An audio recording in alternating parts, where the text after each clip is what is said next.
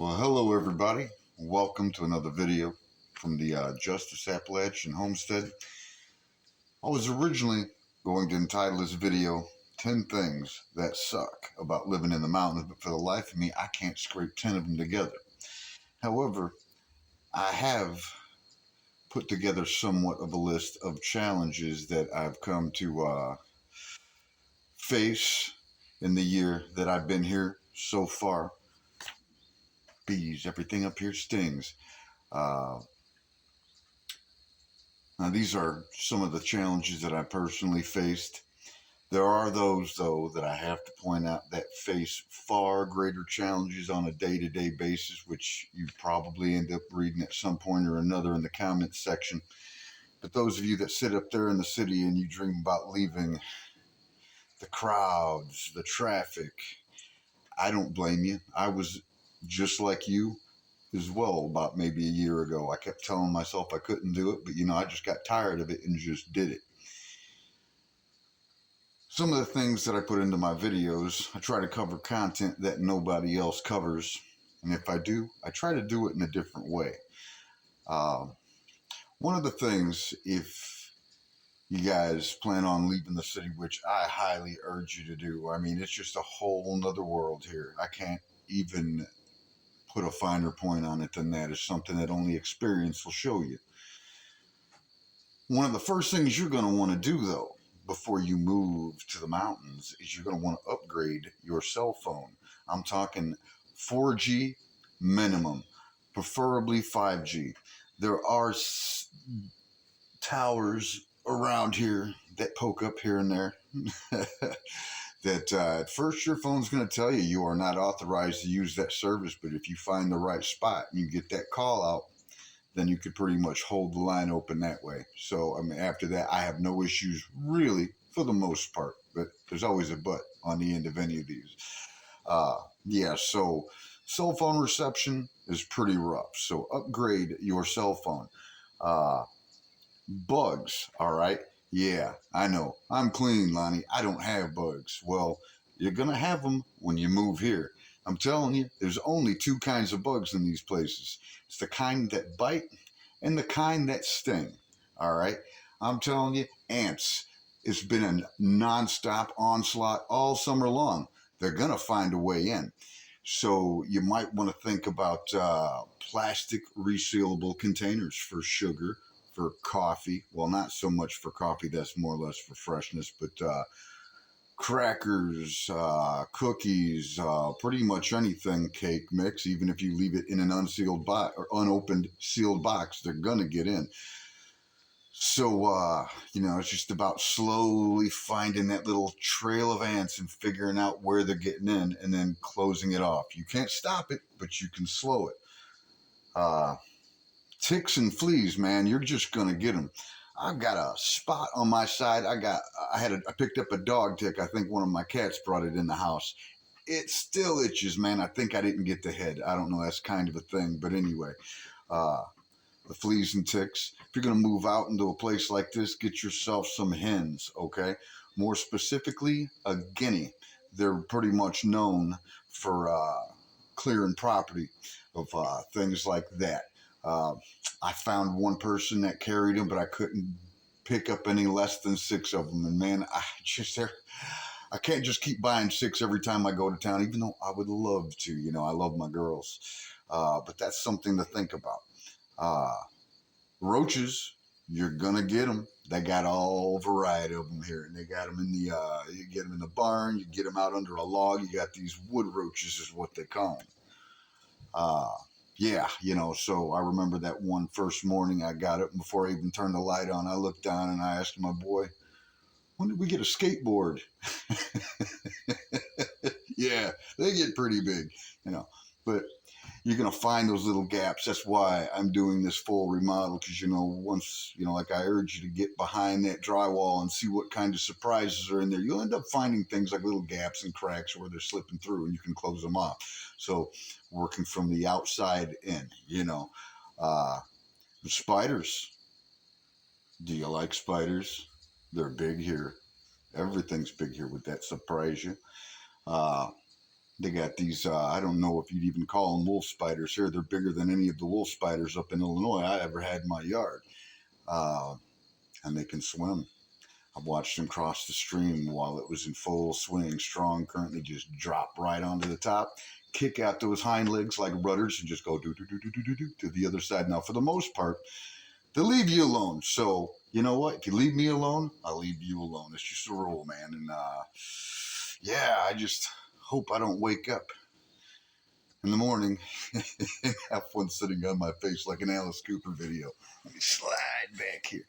Uh, but I'll tell you though, these bugs, there's all kinds, and they all bite, they sting. Even the butterflies here are jerks. I swear to God, I was attacked by butterflies about 2 months ago. Okay, I wasn't attacked, but yeah, get the point, right? But I did have one flutter by pretty aggressively one day, and it kind of had me gripping. But speaking of gripping, weeds. Why does everything here have thorns? Man, everything has thorns. If you're going to pull weeds, you're going to have to get yourself a good pair of gloves.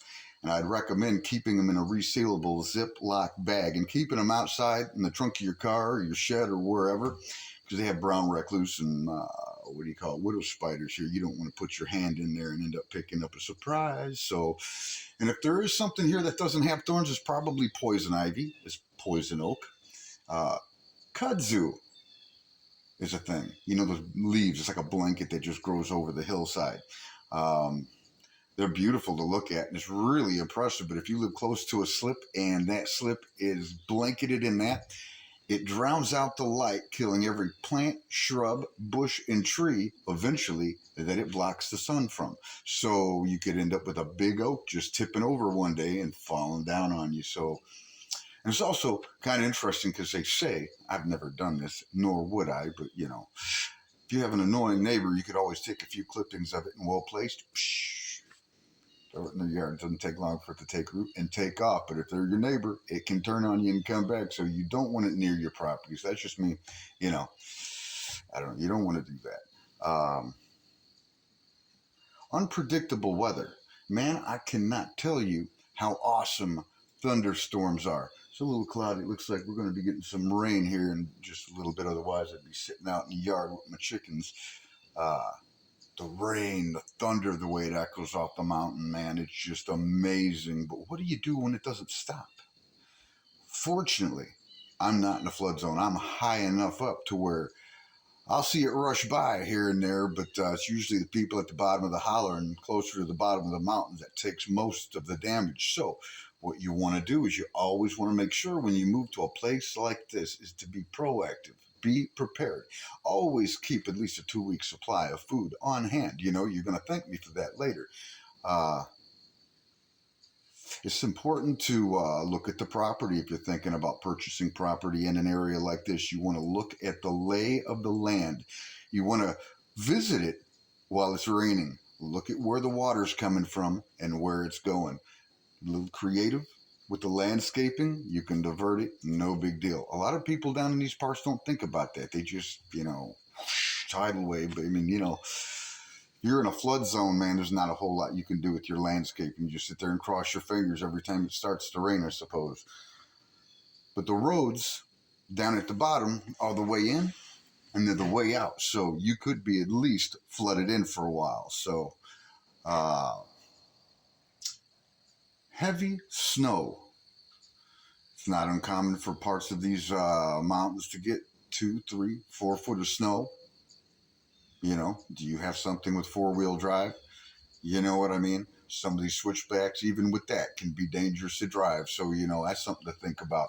So it's important, depending on the type of property that you buy, to keep things on hand, like rolls of plastic, like drop cloth, so you can at least duct tape some skirting up around the house. So if the snow starts to come down, if you're not physically able to keep up with it, to keep it off the house, you got a skirt to create a protective barrier. So things that you want is rolls of plastic. You want tarps. You want a selection of tarps with the grommets and some bungee cord. You never know when it's going to come in handy. Duct tape, a staple gun like a Stanley, and you know, a few boxes of staples. this beautiful mountain fog. I'll sit out here in the morning till the sun comes up to let my chickens out. And I'm sitting here sipping coffee, watching that fog roll in just like a scene from a Silent Hill movie. Uh, it's beautiful, man. But with that, say you have an emergency or you need to head down, or if you're just going to work, man, you got to watch for deer. But deer is not the only thing you have to keep an eye out for, because a lot of the people up in these areas, they don't lock their dog up. So it's not uncommon to pass several dogs just walking down the middle of the road when you're driving out. So, and they get emotional about stuff like that down here if you hit their dog. Okay. So you don't want to run a dog over, man. You know what I mean? So you just be mindful of that. Also, the traffic. If you're new to an area like this, a lot of the locals that have been here for a while, they know when traffic usually comes and goes. So as they come and go, when they hit these switchbacks, which are those sharp turns coming back the other way up in the mountains, they're used to having the roads to themselves. So, they might round those switchbacks in the middle of the road. You could get hit. So you want to think about that. So until, things kind of shake out and they get used to having that extra car on the road between this hour and that hour or whatever, it could get a little bit hairy. Ammo's expensive here, man. My sidearm of choice is a Glock, a 9mm. Okay, I don't know why people go, I prefer a 10mm. Well, whatever. That stuff is expensive. I never paid more than $20 for a box of that. But here it fetches as much as 45.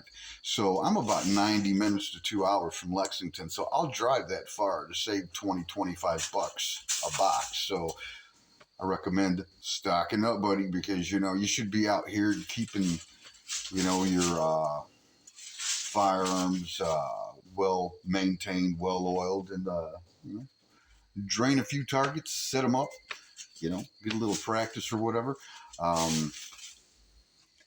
You always want to carry, though. Always. I do. And keep a round chambered and the safety off. You never know when you may need to fire from the hip. Be it a random trip to town that could end up in an active shooter situation, or it could be a home invasion, which it doesn't happen a whole lot up where I'm at. Or when you take the garbage out, there are things in these hills that will eat you up if you aren't prepared. Okay? So, that's something to think about.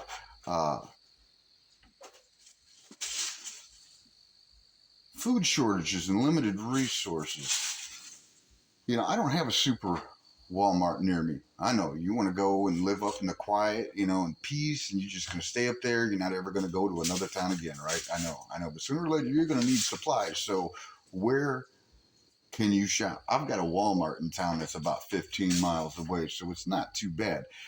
But it's not uncommon for them to run out of simple things like a loaf of bread, a can of tuna, a case of water, things like that. So when you see them, stock up, because it can be a few weeks before they get more. It's the strangest thing, but it's just a part of living in remote areas you want to think about.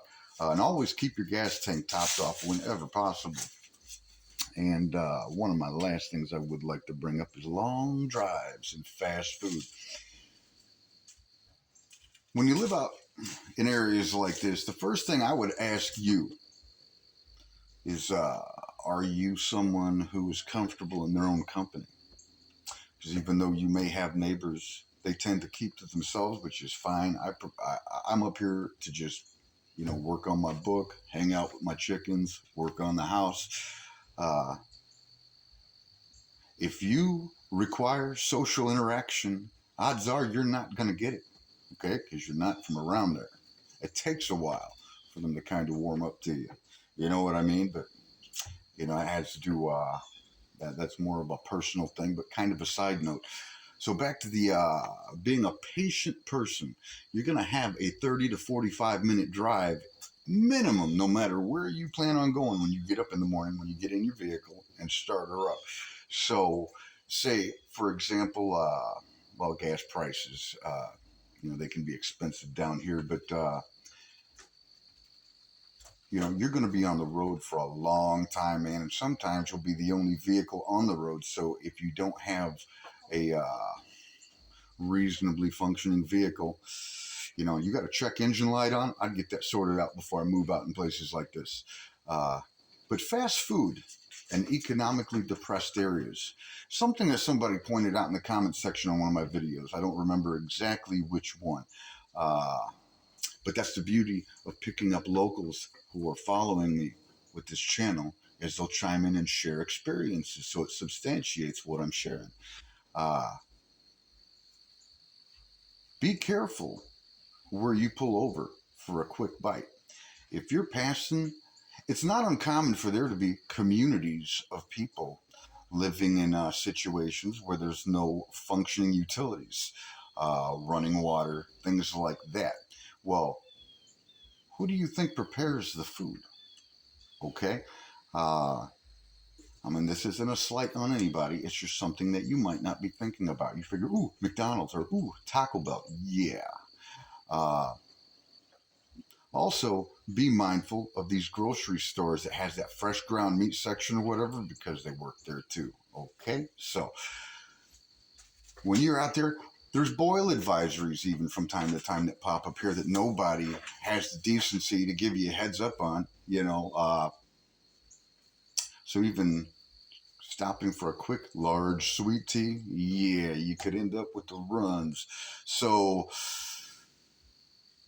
that's something to think about when you hop into your vehicle and you're passing through these small towns, you know, that are economically depressed, and you're going to stop off for a bite to eat on the way to visit your boyfriend or your girlfriend, and you get that long stretch of road where you have to navigate those switchbacks. You can't take your eyes off the road, and all of a sudden, boom, you hit from both ends. I'm telling you, there are things that will come back on you in such a traumatic way, it will leave you never trusting another fart. So that's it for this video. Guys, I appreciate all your support. It really helps the channel for you to hit the like and subscribe button. I'm going to try to do at least 2 videos a week, but for now I could only do this one. I still got a lot of work ahead of me.